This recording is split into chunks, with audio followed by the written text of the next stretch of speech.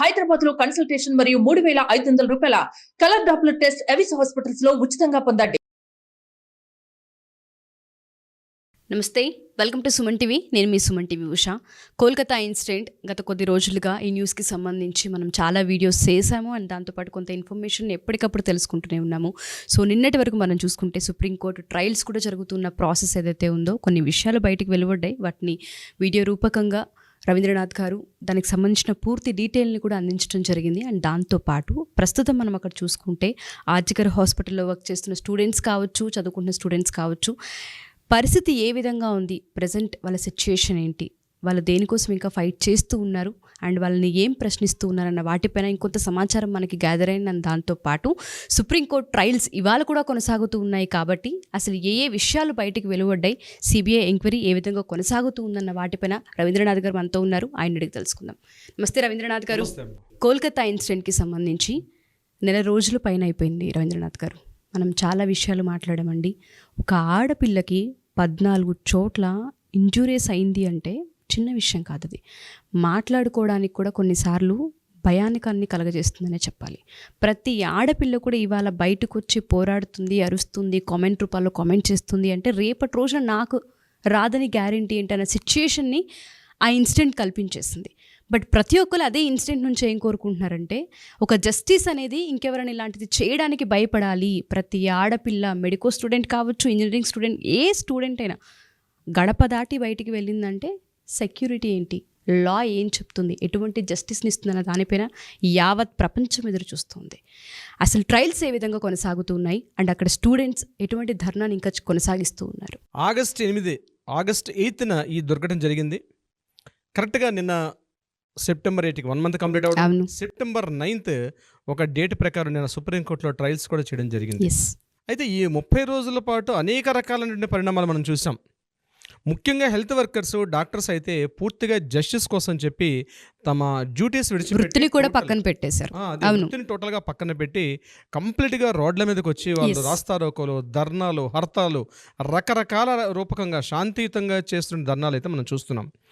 దీనికి సంబంధించి నిన్న సుప్రీంకోర్టులో జరిగిన ట్రయల్స్ మొత్తాన్ని మనం పరిశీలిస్తే 4 రకాలుగా మనం దాన్ని విభజించి చెప్పాం.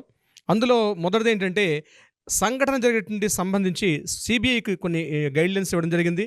Number 2, at the same time ప్రభుత్వం తరపున వాదిస్తున్నటువంటి కపిల్ సిబాల్ గారికి కూడా ఒక ఇన్ఫర్మేషన్ చెప్పడం జరిగింది, ఎలాంటి ప్రికాషన్స్ తీసుకోవాలని చెప్పడం జరిగింది.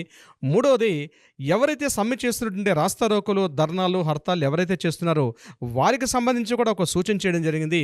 4వది CISF, central industrial reserve police, security force, వీళ్ళకి సంబంధించి కూడా, అంటే వీళ్ళు కూడా మా భద్రతా దళాల కిందకు వస్తారు. ముఖ్యంగా ఈ ప్రభుత్వ ఆసుపత్రులు ఇట్లాంటి దగ్గర వీళ్ళు ఎక్కువగా ఆ సెక్యూరిటీ వింగ్ వాళ్ళే ఉంటారు. సో వాళ్ళకి సరైనటువంటి సదుపాయాలు ఇవ్వట్లేదనే విషయం మీద వాళ్ళ నుంచి ఒక కంప్లైంట్, ఈ 4 భాగాలుగా వాళ్ళు చేయడం జరిగింది. దీనికి సంబంధించినటువంటి మొత్తం ట్రయల్స్ ఈ రకంగా మనకు తెలిసింది. అయితే ఇందులో 3వ పాయింట్ అయినటువంటి ఈ ఎవరైతే రాస్తారోకోలు, ధర్నాలు చేస్తున్నారో వీరికి సూచిస్తూ ఒక విషయం చెప్పడం జరిగింది. మెత్తగా మందలిస్తూ కొద్దిగా గట్టిగా చెప్పినట్టుగా చెప్పారు. ఏదైతే ఈ జూనియర్ డాక్టర్లందరూ కూడా రాస్తారోకోలు, ధర్నాలు ఏవైతే చేస్తున్నారో ఇది మీరు చేయాల్సిన వృత్తిది కాదు, జరగాల్సిన విషయం మీద మేము కోర్టులు ఉన్నాయి, మీ న్యాయస్థానాలు ఉన్నాయి, మేము దానికి సంబంధించి మేము చూస్తాం, మీరు ఇమీడియట్గా మీరు మీ విధుల్లోకి జాయిన్ అవ్వండి, సాయంత్రం 5 గంటల్లోగా మీ సమ్మెలన్నీ విరిపించేసి ఈవినింగ్ 5 o'clockలోగా మీరు వెళ్ళి మీ డ్యూటీస్లో జాయిన్ అవ్వమని చెప్పి క్లియర్గా చేశారు. ఎవరైతే జాయిన్ అవుతారో డ్యూటీస్లో వాళ్ళ మీద ఎటువంటి కేసులు ఉండవని, ఇంకా జాయిన్ కాకుండా మేము ఇంకా చేస్తాం అనుకుంటే మాత్రం డెఫినెట్గా మీ మీద కొన్ని చట్టపరమైన చర్యలు కూడా ఉండే అవకాశం ఉంటుందని చెప్పి మందలించినట్టుగా చెప్పకనే చెప్పినట్టుగా ఒక హెచ్చరిక అయితే సుప్రీంకోర్టు నుంచి జారీ చేయడం జరిగింది. నిన్న ముఖ్యంగా రాస్తారోకోలు, ధర్నాలు చేసినటువంటి జూనియర్ డాక్టర్ సంబంధించి. అయితే ఈ విషయాన్ని బయటకు వచ్చినటువంటి ఎవరైతే విన్నటువంటి బయట నిరసనకారులు, హర్తాలు చేస్తున్న వాళ్ళు మాత్రం సుప్రీంకోర్టు ఇచ్చిన తీర్పు మీద కొంత మాత్రం డిఫైన్ చేస్తున్నారు. వాళ్ళు ఇది కరెక్ట్ కాదు, ఎందుకంటే మాకు జస్టిస్ రావాలి, 30 రోజులైంది కానీ మమ్మల్ని డ్యూటీల్లోకి చెప్పడం కరెక్ట్ కాదు, మా ధర్నాలు, రాస్తారోకోలు, నిరసన తెలపడం మా యొక్క ప్రాథమిక హక్కు. సో జరిగిన యాజిటేషన్ మాకు అక్కడ సెక్యూరిటీ పాయింట్ ఆఫ్ వ్యూ చాలా అంటే లోపించింది, ఫెసిలిటీస్ మాకు అక్కడ జరుగుతున్నాయి కాబట్టి మేము చేస్తామని చెప్పి వీళ్ళు నిన్న సాయంత్రం ఒక ప్రెస్ నోట్ రిలీజ్ చేశారు. దానికి తగ్గట్టుగానే ఈరోజు మధ్యాహ్నం అక్కడ స్వస్థ భవన్ అని చెప్పి ఏదైతే వెస్ట్ బెంగాల్లో హెల్త్ డిపార్ట్మెంట్కి సంబంధించిన స్వస్థ భవన్ దగ్గర చాలామంది, వేలాది మంది గుమ్ముగూడి ఈరోజు అక్కడ ప్రొటెస్ట్ చేయడం కూడా జరిగింది. దీనికి సంబంధించి మమతా బెనర్జీ గవర్నమెంట్ కూడా తను కూడా మమతా బెనర్జీ గారు కూడా ఒక నోట్ రిలీజ్ చేశారు, ఆవిడ ప్రెస్ నోట్ కూడా రిలీజ్ చేశారు మమతా బెనర్జీ గారు. తను కూడా చెప్పింది ఏంటంటే మీరు ఇమీడియట్గా మీ విధుల్లో జాయిన్ అవ్వండి, ఎందుకంటే మీ డ్యూటీ చేయాల్సింది మీరు హాస్పిటల్ వైద్య సేవలు అందించడం, మీరు ధర్నాలు చేయడం కాదు, అది సుప్రీంకోర్టు చూసుకుంటుంది, మేము కూడా మీకు మద్దతు ఇస్తాం, మేము మీకు శాంతియుతంగా చేస్తున్నారు, ఒప్పుకుంటాం మిమ్మల్ని. వీలైతే మీ నిరసనకారుల నుంచి ఎవరైనా ఒక 3-4 రండి, రిప్రజెంటేషన్తో రండి, మనం కూర్చొని చర్చలు జరుపుదామని చెప్పి ఆఫ్టర్ 30 days తర్వాత సుప్రీంకోర్టు ఇచ్చిన అజిటేషన్ తర్వాత ఈ విషయం మమతా బెనర్జీ గారు ముందే చేస్తుంటే బాగుండేది, కానీ చేయకుండా ఈరోజు అట్లీస్ట్ ఒక 3 members మీరు ముందుకు రాగలిగితే మేము ఒక కమిటీ వేసుకుంటూ మనం చర్చిద్దాం, మీ యొక్క సమస్యలు కానీ ఏదైనా సరే మనం చేద్దామని చెప్పి మమతా బెనర్జీ గారు ఈరోజు ఇనిషియేటివ్ తీసుకున్నారా, ఒక స్టెప్ ముందుకు వచ్చారు దీనికి సంబంధించి. అయినప్పటికీ కూడా వాళ్ళు మేము ఈరోజు ఈవినింగ్ 5 o'clock మేము జాయిన్ అయ్యాము, మేము మాత్రం నిరసన చేస్తాం, మేము యథావిధిగా మా యొక్క ఏదైతే ఉందో మా యొక్క డిమాండ్స్ 3 డిమాండ్స్ వాళ్ళు చెప్తున్నారు. నెంబర్ 1 విక్టిమ్స్కి విక్టిమ్ ఎవరైతే ఉన్నారో ఆమెకి న్యాయం జరగాలి. నెంబర్ 2 ఎవరైతే నిందితుడు ఉన్నాడో నిందితుడు ఇమీడియట్గా శిక్ష అనేది ఇమీడియట్గా జరగాలి. మూడవది మమతా బెనర్జీ రాజీనామా చేయాలి. Not only Mamata Banerjee, CP రాజీనామా చేయాలి. ఎవరైతే డిఎం ఈ health department heads of department ఎవరైతే ఉంటారో వాళ్ళు కూడా రాజీనామా చేయాలని ఒకే ఒక కారణాలతోటి ఈ 3 డిమాండ్స్తో మేము ఉన్నాం. కాబట్టి ఈ 3 డిమాండ్స్ మాకు నెరవేరలేదు కాబట్టి మా నిరసనలు ఇట్లనే మేము చేస్తామని చెప్పి ఈరోజు వాళ్ళు ఎక్కడంటే బల్గేరియా నుంచి శ్యామ్ బజారు, లాల్ బజార్లో పోలీస్ హెడ్ క్వార్టర్స్ ఉన్న place exactly Lal Bazar central ఉంటుంది, అంటే ఇది సెంట్రల్ కోల్కతాలో ఉంటుంది. అక్కడ వీళ్ళందరూ కలిసి ప్రొటెస్ట్ చేస్తున్నారు, ధర్నాలు.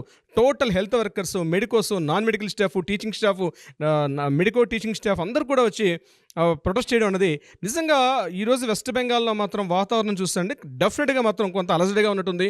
నిన్న సుప్రీంకోర్టు తీర్పును కూడా వాళ్ళు ధిక్కరించే విధంగా కనిపిస్తున్నారు. ఈరోజు ఈవినింగ్ 5 o'clock తర్వాత నిజంగా వాళ్ళు జాయిన్ అవుతారా ఏమిటి అన్నది మనకు రేపటి వచ్చే రిలీజ్ న్యూస్ అయితే మనకు తెలిసే అవకాశం ఉంటుంది. ఉష గారు, సో ఏదేమైనా మీరు అన్నట్టుగానే సుప్రీంకోర్టు సుమోటుగా తీసుకున్న తర్వాత యావత్ ప్రపంచం కూడా చాలా ఒక రకంగా రిలీఫ్ పొందింది. ఎందుకు అంటే న్యాయం ఖచ్చితంగా వస్తుంది, జస్టిస్ జరుగుతుందనే నమ్మకంతో ఇప్పటిదాకా ఎదురు చూస్తూ ఉన్నాం. ఏదైతే జస్టిస్ కావాలని కోరుకుంటూ ఉన్నారో ప్రొటెస్టర్స్ ఎవరైతే ఉన్నారో అక్కడ 3 పైన వాళ్ళు గట్టిగా కూర్చున్నారు, సంకల్పించుకున్నారని మీరు చెప్తూ ఉన్నారు. మమతా బెనర్జీ గారి రిజైన్ కావచ్చు, లేదు అంటే మెడికోకి సంబంధించిన ఎవరైతే హెడ్స్ ఉంటారో హెల్త్ డిపార్ట్మెంట్ వాళ్ళకి సంబంధించిన రాజీనామాలు కావచ్చు, అండ్ దాంతోపాటు ఎవరైతే అసలు ఈ ఇన్సిడెంట్కి సంబంధించి ఎవరైతే పాల్పడ్డారో వాళ్ళకి శిక్ష ఏదైతే పడాలని కోరుకుంటున్నారో దానికి సంబంధించి కావచ్చు, వీటన్నింటికి సంబంధించి అందరితో పాటు మనం కూడా దాని గురించే ఎదురు చూస్తూ ఉన్నాము. అంటే త్వరితగతిన రావాలని ప్రతి ఒక్కళ్ళు అడుగుతూ ఉన్నాము. అసలు ఇంకా ఎంత టైం పట్టే అవకాశం, అంటే ట్రయల్స్ కంటిన్యూస్గా జరుగుతూ ఉన్నాయి. మీరు హైకోర్టు అడ్వకేట్ కాబట్టి అడుగుతున్నాను, కొంత ఇన్ఫర్మేషన్ మీ దాకా వస్తూ ఉంటుంది, అడ్వకేట్స్ మీరు మాట్లాడుకుంటూ ఉంటారు, మీకు తెలుసు కోర్ట్స్ ఏ విధంగా ఉంటాయి అనేది. ఒకసారి దాని గురించి ఇన్ఫర్మేషన్ ఏదైనా ఇచ్చే అవకాశం ఉందా రవీంద్రనాథ్? బేసిక్గా చెప్పాలంటే ఉష గారు, ఇక్కడ సంఘటన August 8th ఎర్లీ మార్నింగ్ జరిగింది 9 o'clock. ఇక్కడ ఏం జరిగింది, ట్రైనీ డాక్టర్ డ్యూటీలో ఉన్నటువంటి ట్రైనీ డాక్టర్ ఆవిడ మార్నింగ్ 4 o'clock ఆ టైంలో తను అక్కడ పడుకున్నటువంటి సమయంలో ఒక నిందితుడు వెళ్ళాడు, ఆమె మీద అత్యాఘాయిత్యం చేశాడు. ఇది యాక్చువల్ సంఘటన. ఇక్కడ ఆ ఒక్క సంఘటన జరగలేదండి. ఆ కాలేజీ ప్రిన్సిపాల్ గారు ఉన్నటువంటి ఆయన మీద ఆర్థిక అవకతవకలు ఉన్నాయి, ఆయన అక్రమాస్తులు ఉన్నాయి, చాలా ఉన్నాయి. ఇందులో ఇది ఎక్కడో బయట ఎక్కడో జరిగింది అనుకోండి, ఎవరు అన్నోన్ పర్సన్ చేశారనుకోండి, ఫర్ ఎగ్జాంపుల్ చెప్తున్నాను. ఇప్పుడు కొన్ని విషయాలు సంఘటనలు జరిగాయి. ఇప్పుడు ఇంతకుముందు మనకు జరిగిన సంఘటనలు కూడా కలకటాలో ఒక పబ్లో ఒక అమ్మాయి ఇట్లానే వెళ్ళి బయటకు వస్తుంటే 4 రోడ్డు మీద రేప్ చేసి చంపేస్తే ఇమీడియట్గా అట్లాంటి యాక్షన్ తీసుకోవచ్చు. కానీ ఇదేంటంటే ఒక కాలేజీలో, అది కూడా డ్యూటీలో ఉన్నటువంటి ఒక వైద్యురాలు ఈవిడ, ట్రైనీ డాక్టర్ ఈవిడ, అటువంటి వ్యక్తికి జరిగిన సంఘటన అంటే ఇది ఏదో అప్పటికప్పుడు జరిగిందా, దీనిలో ఎంతమంది హస్తాలు ఉన్నాయి, అసలు ప్లాన్ ఎప్పటి నుంచి ఉంది, ప్లాన్ ఎప్పటి నడుస్తుంది, దీనికి ఇంటర్లింక్స్ చాలా తీస్తారు. అసలు ఆ అమ్మాయిని అటాక్ చేయడానికి గల మెయిన్ కారణం ఏంటి? ఏదో ఇప్పుడు అన్నోన్ పర్సన్ వచ్చాడు, జరిగింది సమ్ రేప్ అండ్ మర్డర్, అయితే పలానా పర్సన్ కనిపిస్తున్నాడు కాబట్టి అక్యూజ్ చేస్తారు, ట్రయల్స్ అవుతే డిస్కషన్ జడ్జిమెంట్ ఇచ్చేయచ్చు. బట్ ఈ కేసు అట్లాంటి కేసు కాదు. ఎందుకంటే మెడికల్ కాలేజీలో షీజ్ స్టూడెంట్, సంజయ్ రాయ్ ఎవడు అదే కాలేజీలో ఇతను ఉన్నటువంటి వాలంటీర్, అదే కాలేజీ బయట ఇతను వర్క్ చేస్తున్నాడు. ఈ కాలేజీలో ప్రిన్సిపాల్ గారు మీద కొన్ని ఆర్థిక అభియోగాలు కావచ్చు, లేకపోతే హ్యూమన్ ట్రాఫికింగ్, ఇల్లీగల్ కి సంబంధించిన కొన్ని ఆరోపణలు కూడా ఉన్నాయి, ట్రాఫికింగ్, చాలా అభియోగాలు ఉన్నాయి. సో ఈ అమ్మాయి మీద ఏదో జరిగిందంటే ఏదో రేప్ చేసి చంపేశాడు, ఏదో సెక్షన్ 64 and 103 అన్నట్టు చెప్పే పరిస్థితి కాదు ఇది. దీని వెనకాల చాలా హిడెన్స్ ఉన్నాయని తెలిసి వాళ్ళు ఎందుకు సస్పెక్ట్ చేస్తున్నారు. అందువల్ల నేనేమనుకుంటే బీయింగ్ అన్ అడ్వకేట్గా, మీరు అడిగారు కాబట్టి చెప్తున్నాను, ఇది ఏదో ఓవర్ నైట్ టక్కన మార్నింగ్ వేసేసి జడ్జిమెంట్ అయిపోయింది కాబట్టి దిస్ ఇస్ అక్యూజ్డ్కి ఇమీడియట్గా ఒక లైఫ్ డెత్ లేకపోతే డెత్ సెంటెన్స్ ఇవ్వడం, లేకపోతే లైఫ్ టైం ఇంప్రిజ్మెంట్ ఇవ్వడం అనేది ఇన్స్టెంట్గా ఇచ్చే పరిస్థితి కాదు ఇది ఇక్కడ. ఎందుకంటే దీనిలో ఇది ఇన్సిడెంట్ డిఫరెంట్గా చూడాలి. ఎగ్జాక్ట్లీ అమ్మాయికి విక్టిమ్ విక్టిమ్ జరిగింది, ఆ అమ్మాయి మీద రేప్ అండ్ మర్డర్ జరిగింది, ఎగ్జాక్ట్లీ కరెక్టే. కానీ దీని మీద ఇంకా ఎవరు ప్రధాన స్థానం ఉన్నది? ఈ ఇంట్రాగేషన్ పనిలో సిబిఐ వ్యవస్థ పనిచేస్తుంది. అందుకే సుప్రీంకోర్టు సుమోటోగా తీసుకుంది, హైకోర్టు ఇందులో ఇన్వాల్వ్మెంట్ అయింది. చాలా ఇష్యూస్ ఒక డిపార్ట్మెంటు, ఒక దర్యాప్తు సంస్థలు పూర్తి స్థాయిలో దర్యాప్తు చేస్తున్నాయి. కాబట్టి మనకు అనిపిస్తుంది, ఇది లేమెన్గా కామన్ మెన్గా మనకు అనిపిస్తుంది, తొందరగా జస్టిస్ వస్తే అయిపోతుంది. It's true. కానీ ఈ సంఘటన మిగిలిన సంఘటనలతో పోల్చి మనం చూడలేం. It's a different situation. అందుకని ఈరోజు హెల్త్ వర్కర్స్ ఈరోజు ఇంతమంది రోడ్ల మీదకి వచ్చి ధర్నాలు రాస్తారు. 30 రోజుల నుంచి యాజిటేషన్. నాట్ ఓన్లీ ఇండియా ఒక్కటే కాదండి, ఈరోజు వెస్ట్ బెంగాల్ ఇష్యూ కాదు, టోటల్గా వరల్డ్ వైడ్ మోర్ దాన్ 25 కంట్రీస్లో 130 సిటీస్లో జరుగుతున్నటువంటి యాజిటేషన్. ఈరోజు సందీప్ ఘోష్ మీద కూడా మనకి ఇంటర్నేషనల్ ఒక న్యూస్ కూడా రావడం జరిగింది. ఇంతకుముందు మనం ప్రీవియస్ వీడియోలో దాన్ని మనం షేర్ చేసుకోవడం కూడా జరిగింది. అయితే ఇంత కాంప్లికేటెడ్గా ఉన్న ఇష్యూ కాబట్టి జడ్జిమెంట్ డెఫినెట్గా వస్తుంది. ఎక్యూజ్డ్ ఎవరైతే ఉన్నారో అతను ఖచ్చితంగా మనకి ఏదైతే మన భారతీయ న్యాయ సంహిత శిక్షల ప్రకారం ఖచ్చితంగా శిక్షిస్తారు. కానీ తొందరగా రావాలని కోరుకున్నప్పుడు కూడా ఇది కాంప్లికేటెడ్గా, ఇది రకరకాల ముడులు ఉన్నాయి కాబట్టి ఇది ఎంత తొందరగా ఇన్వెస్టిగేషన్, ఇంట్రాగేషన్ ఆఫీసర్స్ ఎలా రిలీజ్ చేస్తారు. బట్ హెడ్స్ ఆఫ్ ఏంటంటే మన న్యాయ వ్యవస్థ మాత్రం 100% చాలా పవర్ఫుల్.